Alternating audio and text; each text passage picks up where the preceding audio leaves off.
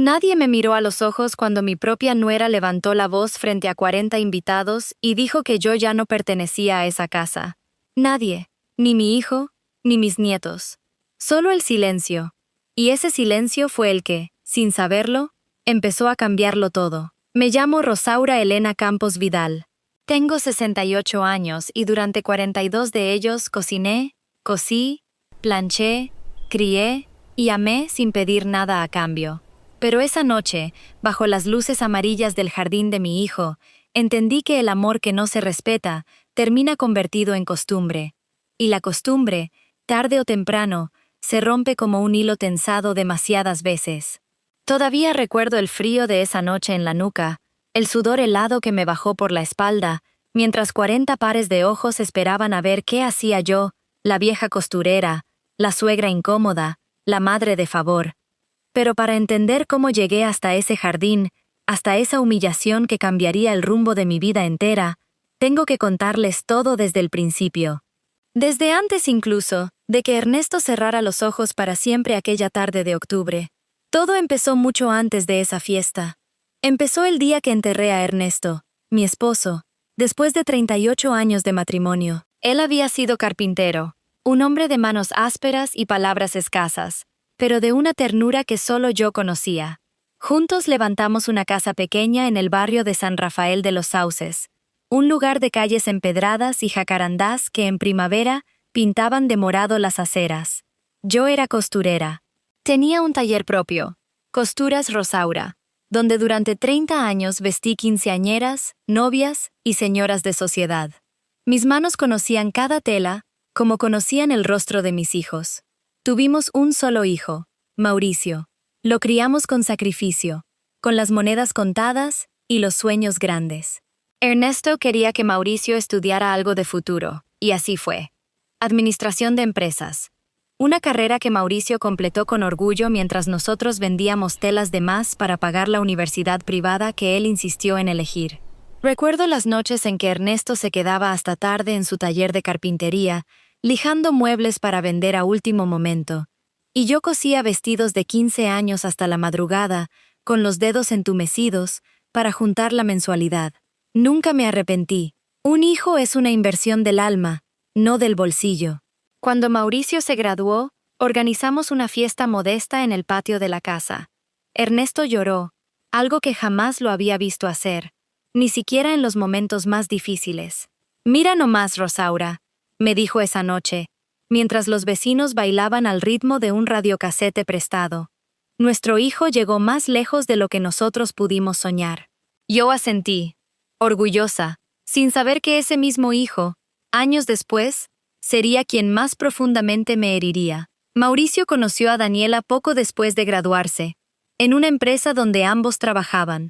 Ella era ambiciosa, decidida, de esas mujeres que entran a un lugar y de inmediato se sabe quién manda.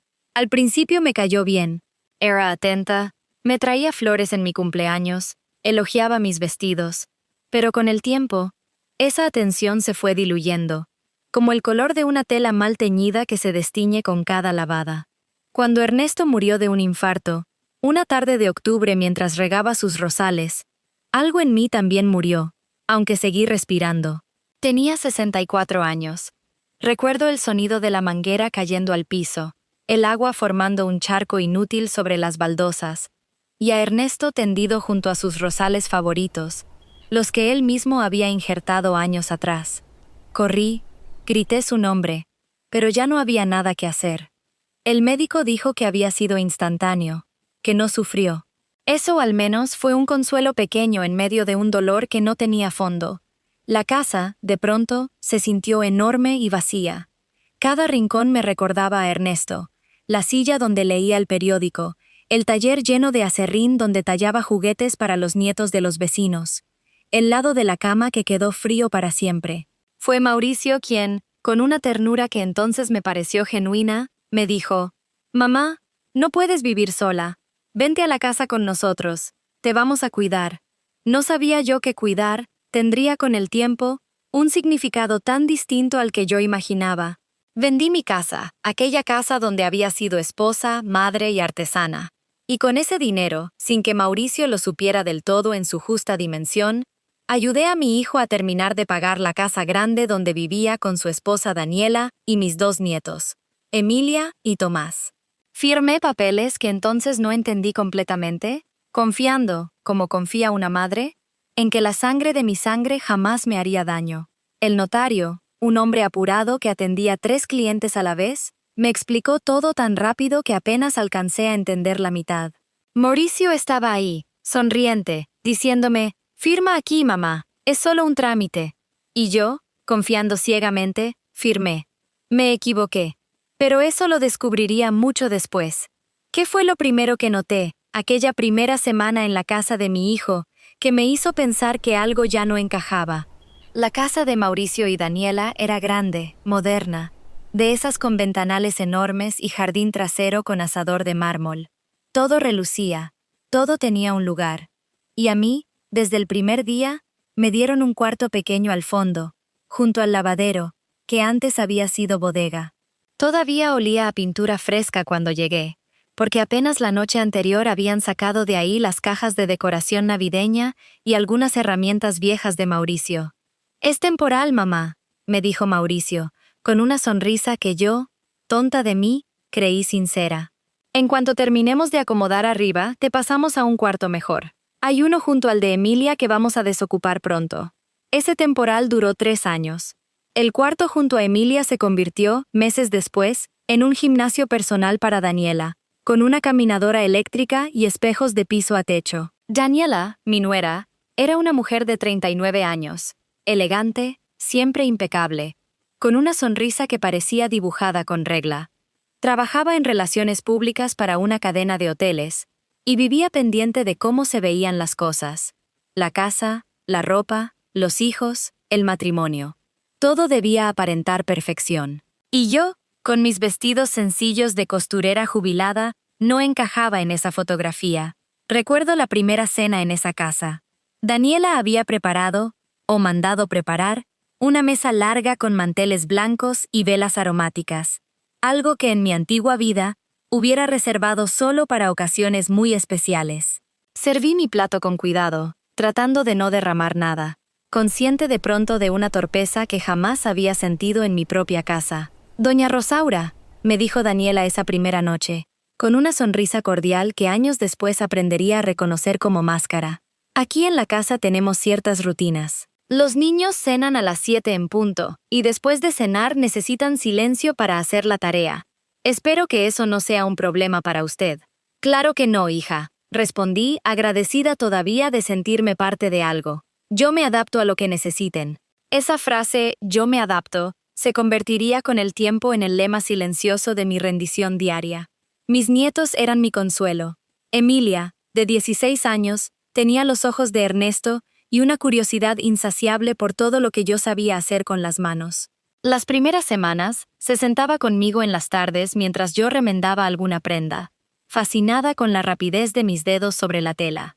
«Abuela, enséñame a hacer eso», me pedía. Y yo, feliz de sentirme útil, le mostraba puntadas simples, el arte de doblar un dobladillo, el secreto de un buen pespunte. Tomás, de 10 años, era un torbellino de energía que me llamaba Yaya desde que aprendió a hablar. Corría por toda la casa con sus soldaditos de plástico, y cuando se caía o se golpeaba una rodilla, corría a buscarme a mí, no a su madre, para que le soplara la herida como yo sabía hacerlo. Tenía también una amiga entrañable, Carmela, mi vecina de toda la vida en San Rafael de los Sauces, con quien hablaba por teléfono cada semana. Carmela había sido testigo de mi boda, de mis embarazos, de la construcción de mi taller ladrillo a ladrillo.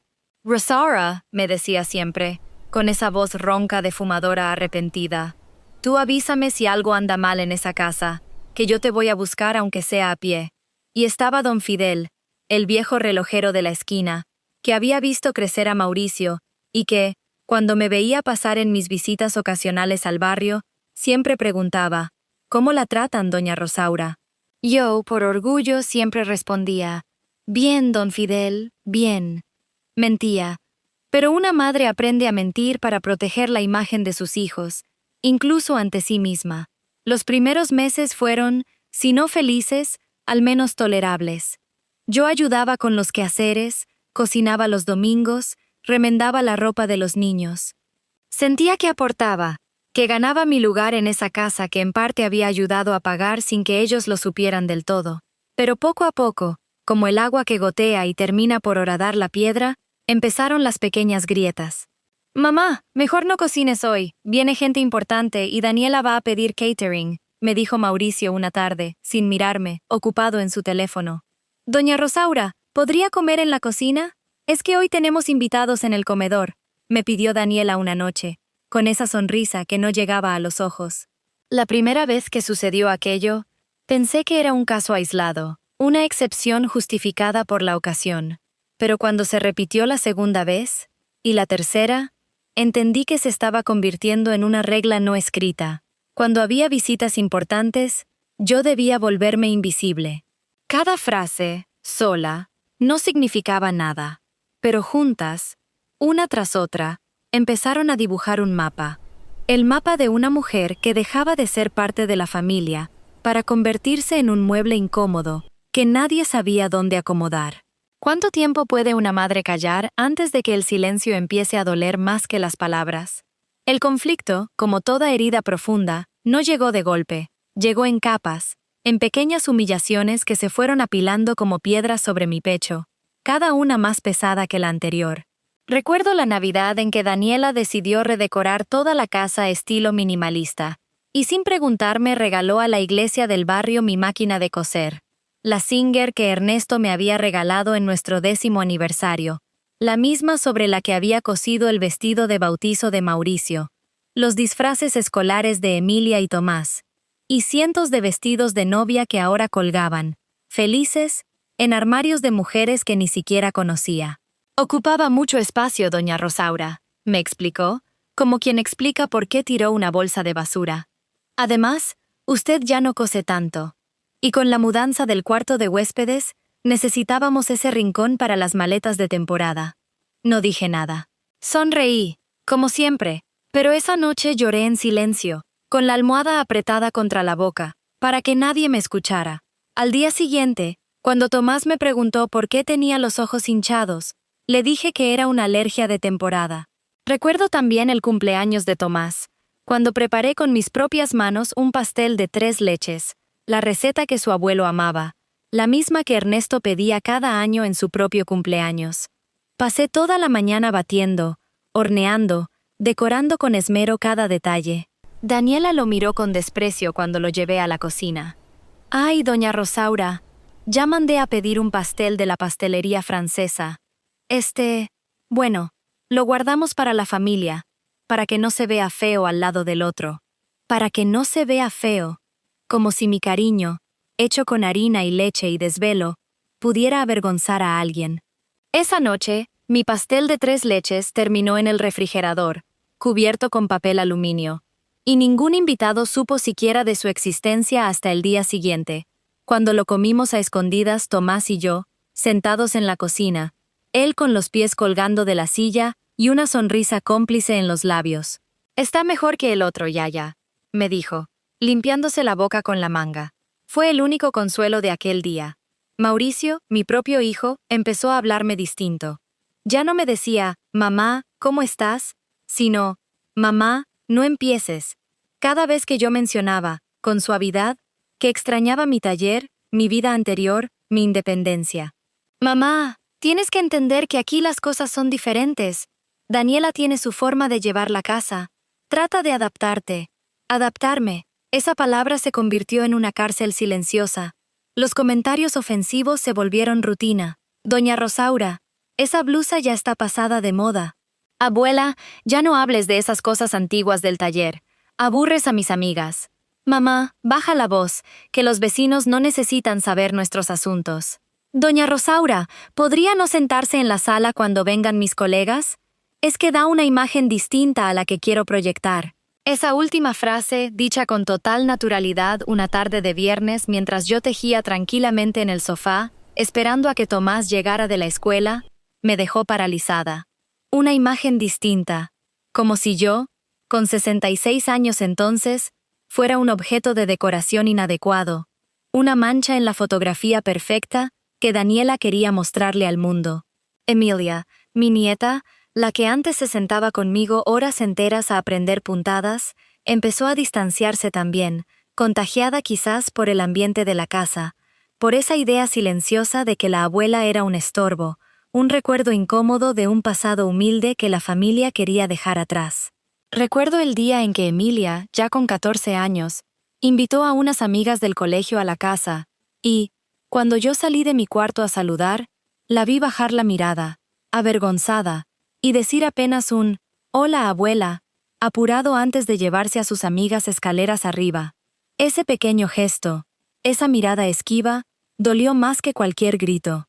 Solo Tomás, con la inocencia de sus 10, 11, 12 años, seguía llamándome Yaya y buscando mi regazo cuando algo le dolía. Él fue, en esos años oscuros, mi único refugio dentro de esa casa. Cada noche, antes de dormir, tocaba la puerta de mi cuarto para darme un beso de buenas noches. Un ritual que ni Daniela ni Mauricio lograron nunca interrumpir del todo. Había también, en esos meses, un abuso más silencioso, más difícil de nombrar, el abuso psicológico de sentirme constantemente vigilada, evaluada, corregida. Daniela comentaba mi forma de vestir, de hablar, de cocinar, de sentarme, de reírme. Nada de lo que yo hacía parecía suficientemente refinado, suficientemente moderno, suficientemente de esta época para su gusto. Con el tiempo empecé a dudar de mí misma, a preguntarme si en verdad yo era el problema, si en verdad había algo mal conmigo que justificaba tanto desprecio disfrazado de consejo. Cada semana, Daniela encontraba una nueva manera de recordarme, sin decirlo abiertamente, que yo era un peso, una carga, una vieja que ocupaba espacio y no aportaba nada al brillo que ella tanto cuidaba. ¿Hasta dónde estaba dispuesta a llegar esa mujer para borrarme por completo de la vida de mi propio hijo? Llegó el día de mi cumpleaños número 68. Mauricio y Daniela organizaron una fiesta grande en el jardín, con luces colgantes, mesas blancas, un cuarteto de cuerdas y 40 invitados entre socios de negocios de mi hijo, amigas de Daniela del club social, y algunos familiares lejanos que hacía años no veía. Yo pensé, ingenuamente, que esa fiesta era para mí. Incluso me compré, con mis pocos ahorros, un vestido nuevo color lavanda, el primero en mucho tiempo, y esa mañana fui a la peluquería del barrio para que me arreglaran el cabello. Quería, por una vez, sentirme bonita en esa casa que tanto me había hecho sentir invisible. Me equivoqué. Era, en realidad, el cumpleaños de Mauricio disfrazado con mi nombre. Una excusa social para que Daniela luciera su casa, su jardín, su nuevo servicio de banquetes que apenas había contratado para su empresa de relaciones públicas. A mí me sentaron en una mesa lateral, casi escondida detrás de un macetero enorme, junto a la tía Gertrudis, sorda de un oído, con quien nadie más quería conversar. El resto de las mesas, cerca del escenario donde tocaba el cuarteto, estaban reservadas para los socios de Mauricio y las amigas influyentes de Daniela. Durante el brindis, Mauricio alzó su copa y dedicó unas palabras bonitas, ensayadas, que sonaban más a discurso de gerente que a homenaje de hijo. Habló de los valores familiares, de la importancia de honrar a nuestros mayores, frases que sonaban huecas viniendo de alguien que apenas 2 días antes me había pedido que no bajara al comedor porque tenía una cena de negocios. Yo sonreí, agradecida de que al menos me nombrara. Pero entonces ocurrió. Tomás, queriendo darme una sorpresa, corrió hacia mí con un ramo de flores silvestres que él mismo había cortado del jardín trasero. Esas flores amarillas que crecían junto al muro y que Daniela consideraba maleza que el jardinero debía arrancar cada mes. «¡Yaya! ¡Te corté flores!», gritó, feliz, extendiéndome el ramo desordenado, con la tierra todavía pegada en las raíces.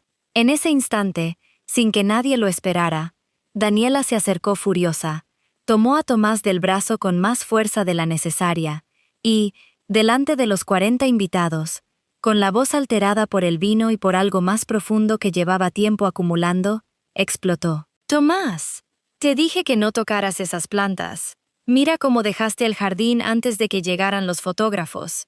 Y luego, girándose hacia mí, con una mirada que jamás olvidaré, agregó, Y usted, doña Rosaura, ya deje de meter ideas raras en la cabeza de mis hijos. Ya bastante tengo con que ellos crean que esta casa también es suya. Esta es Emma y casa, y usted vive aquí de favor. El jardín entero se quedó en silencio. Las cuerdas del cuarteto dejaron de sonar, como si el propio aire hubiera decidido detenerse a presenciar la escena. 40 pares de ojos me miraron, algunos con lástima, otros con la incomodidad de quien presencia algo que no debería haber visto, y unos pocos, los más cercanos a Daniela, con una especie de aprobación silenciosa que me dolió tanto como las palabras mismas. «Daniela, por favor», murmuró Mauricio, pero no dijo nada más. No me defendió.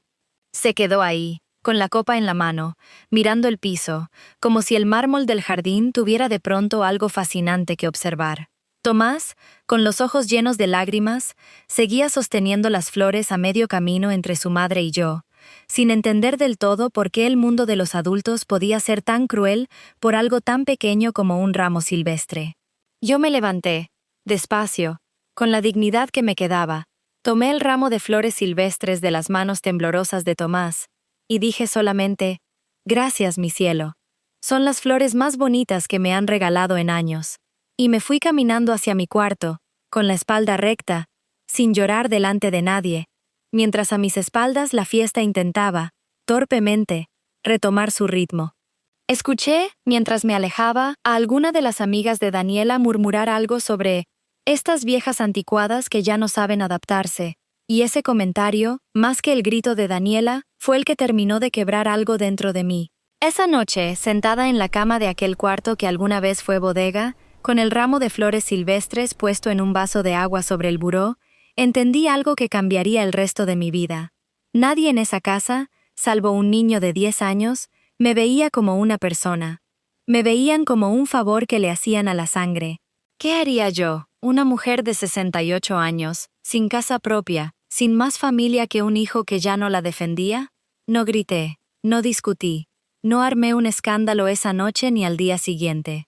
Simplemente empecé a pensar, con la calma fría de quien ya no tiene nada que perder porque ya lo perdió todo el orgullo posible.